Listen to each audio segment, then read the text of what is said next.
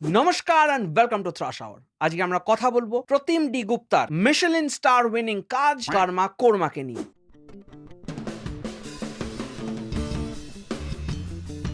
কর্মা কোরমা একটা culinary thriller. এবার এটা কালিনারি না কালিমারি এটা আপনারা দেখলেই বুঝতে পারবেন। মানে এইটুকু প্রমাণিত যে প্রতিম ডি গুপ্তা গল্প নিয়ে বিশেষ কেয়ার করেন না। উনি শুধু নিজস্ব একটা জনার এস্টাবলিশ করতে চান এবং আমরা যারা খাদ্যরসিক আমাদের জন্য এটা হয়ে উঠেছে দুঃস্বপ্ন। কর্মা কোরমাতে না কর্মা আছে না কোরমা। এই ট্রেলারটা এতটাই মিসলিডিং যে আমিও পুরো মিসলেড হয়ে এটা রিভিউ করতে ভুলেই গেছিলাম। যেদিনকে এটা হইচইতে রিলিজ হয়েছিল আমি ওদিনকেই দেখেছিলাম এবং দেখার পর রিভিউ করতে ভুলেই গেছি। এত মাস পর আমার মনে পড়লো যে এটা রিভিউ করা হয়নি, তাই নিজেকে শাস্তি দেওয়ার জন্য আরেকবার রিওয়াচ করলাম এবং সেকেন্ড বার দেখার পর যে কটা ব্রেন সেল মরলো সেটা আর গুনে দেখিনি। এরকম জঘন্য কাজ কারা বানায়? বাজে ফিল্ম বা বাজে সিরিজ অন্য জিনিস আর প্রিটেনশিয়াস কাজ অন্য জিনিস। প্রতিম ডি গুপ্তা ইদানিং যতগুলো কাজ করেছেন প্রত্যেকটা হাইলি প্রিটেনশিয়াস, তার কোনোটার মধ্যে কোনো ন্যাচারাল ব্যাপার নেই। মানে ধরুন এই সিরিজটা ট্রেলারটা দেখে এবং টাইটেলটা শুনে আমার মনে হয়েছিল যে এর মধ্যে মার্ডার থাকবে, ভায়োলেন্স থাকবে, মানুষজনকে কাটাকুটি থাকবে, যাকে বলে গোর। বাট সেরকম কিছুই নেই। সোহিনীর ক্যারেক্টারটা একজন ডাবিং আর্টিস্ট। সে একটা স্টুডিওতে নাইট শিফটে কাজ করে, মানে হিন্দি সিরিয়ালের ডাবিং করে বাংলায়। তার হাজব্যান্ড অ্যাবিউসিভ অ্যালকোহলিক, কোনো কাজকর্ম করে না, বউকে মারধর করে এবং অ্যাজ ইউজুয়াল তা সত্ত্বেও সোহিনী তাকে ছেড়ে যায় না এবং মন ভালো করার জন্য সে decides to join a culinary class,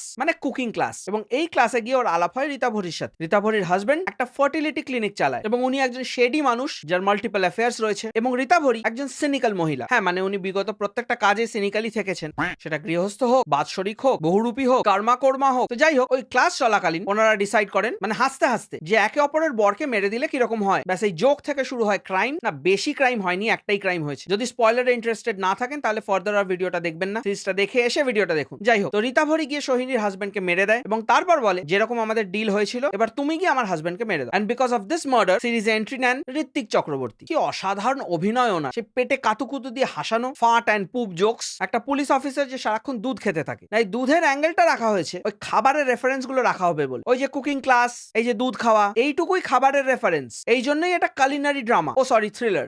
খাবারের সাথে স্টোরির কোনো রেলিভেন্স নেই, ওটা একটা অক্সিলারি প্লট ডিভাইস যেটার সাথে মেইন স্টোরির কোনো রেলিভেন্স নেই। হ্যাঁ, কামিং ব্যাক, ঋত্বিকের অভিনয় দেখলে আপনাদের গা গুলিয়ে উঠবে। সেই টিপিক্যাল বাংলা সিরিয়ালের যেরকম পুলিশ অফিসার হয়, হ্যাঁ সিনেমা সিরিয়াল ঠিক ওরকমই। প্রত্যেকটা এপিসোডের নাম একটা খাবারের উপর বেস করা, মানে এই ধরুন বিরিয়ানি, কোফতা, কোরমা, চাপ, কালিয়া, রেজালা, এবং এগুলো জাস্ট র্যান্ডম নাম, এর সাথে স্টোরির কোনো কানেকশন নেই। মানে এরকম ভাববেন না যে কোনো পার্টিকুলার কুকিং প্রসেসের কোনো ইনার মিনিং আছে, না, এগুলো জাস্ট র্যান্ডম ডিশেস। যেরকম জঘন্য ক্যামেরা ওয়ার্ক সেরকম বিভৎস বিজিএম, মানে কান ঝালাপালা হয়ে যাবে। পেছনে rock guitar, metal guitar, double bass প্যাডেলের সোলো, মনে হচ্ছিল কোন স্কুলের স্টুডেন্টকে দিয়ে বিজিএমটা বানিয়েছে। আবার সিম্বলিজম, ইমেজারি এসব ব্যবহার করা হয়েছে। স্টোরি তো পচা, তার মধ্যে আবার শেক্সপিয়ারিয়ান টাচ। শেক্সপিয়ার কবরে কাঁদছিলেন এবং random absurd scenes. Sohini dubbing করে ফিরছে, ও রাস্তায় দেখছে ওর বর মরে পড়ে আছে, মানে বারান্দা থেকে পড়ে মরে গেছে। লোক ঘিরে রয়েছে, একজন মহিলা বলছে এই ও তোমার বর না? মানে ওরা কি পাড়ায় আগের দিন এসেছিল? এবং মাঝরাতে রীতা ভরি এবং সোহিনীর বর বারান্দায় দাঁড়িয়ে আড্ডা মারছে, সেখান থেকে বরটা পড়ে গেল। পাড়ার একটা লোকও দেখলো না, মানে পাড়ার ওই সিসিটিভি কাকিমাগুলো কোথায় গেল?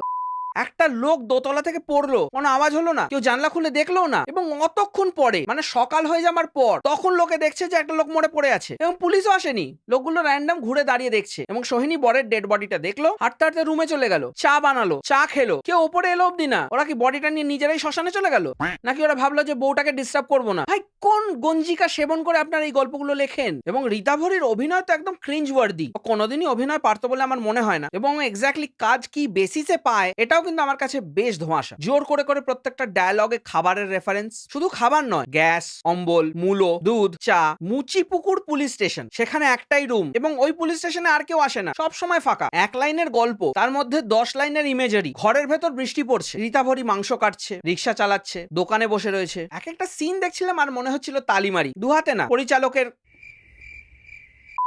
এরা এতটাই মাথা মোটা রাইটার, গলফ গার্ডেনের RSH সিগনেচার বিল্ডিংটাকে দেখাচ্ছে আর বলছে ওটা নিউ টাউন। ঋত্বিক আর সোহিনী স্টিং অপারেশন করতে গেছে, ঋত্বিকের জ্যাকেটের ভেতর মাইক্রোফোন রয়েছে, ও লিটারালি জ্যাকেটটাকে খুলে খুলে মাইক্রোফোনটাকে বার করে দেখাচ্ছে যাতে আওয়াজটা ভালো করে আসে। এবং ইন্টারন্যাশনাল লেভেলের স্ক্যাম চলছে ওই ফার্টিলিটি ক্লিনিকে এবং তার কোনো পলিটিক্যাল কানেকশনস নেই। তাকে একটা মুচিপুকুর থানার পুলিশ ধরে তুলে নিয়ে চলে গেল। ভাই, আপনারা কি খেয়ে কি ভেবে কি লেখেন? এগুলো বেসিক্যালি আনএমপ্লয়মেন্ট প্রজেক্ট। মানে এখন তো ভাতার সরকার চলছে, ওই কয়েকটা ডিরেক্টরকে হইচই এগুলো ভাতা দেয় যে কিছু টাকা নাও আর ওই টাইম পাসের জন্য কিছু প্রজেক্ট করো। এগুলোকে অ্যানালাইজ করাও অন্যায়। ছবির একদম লাস্ট একটা বা দুটো এপিসোড যেখানে ফার্টিলিটি স্ক্যামের অ্যাঙ্গেলটা রাখা হয়েছে, ওটা কিন্তু অ্যাকচুয়ালি ভালো ছিল। ওটা যদি পুরো স্টোরিটা হতো তাহলে একটা বেশ কনভিন্সিং এবং সোশ্যাল মেসেজ ডেলিভারিং ফিল্ম বা সিরিজ এটা হতে পারতো। প্রথম কয়েকটা এপিসোড জাস্ট থ্রো অ্যাওয়ে। সোহিনীর বরের অ্যাঙ্গেল, অ্যাক্সিডেন্টাল মার্ডারের অ্যাঙ্গেল, এগুলো কমপ্লিটলি ইররেলিভেন্ট। তো রান্না বান্না, বিভৎস বিজিএম, এগুলো যদি বাদ দেওয়া যেত, কাস্টিংটা বেটার করা হতো এবং ওই পার্টিকুলার অ্যাঙ্গেলের উপর ফোকাস করা হতো, তাহলে এটা মাচ বেটার একটা কাজ হতে পারতো।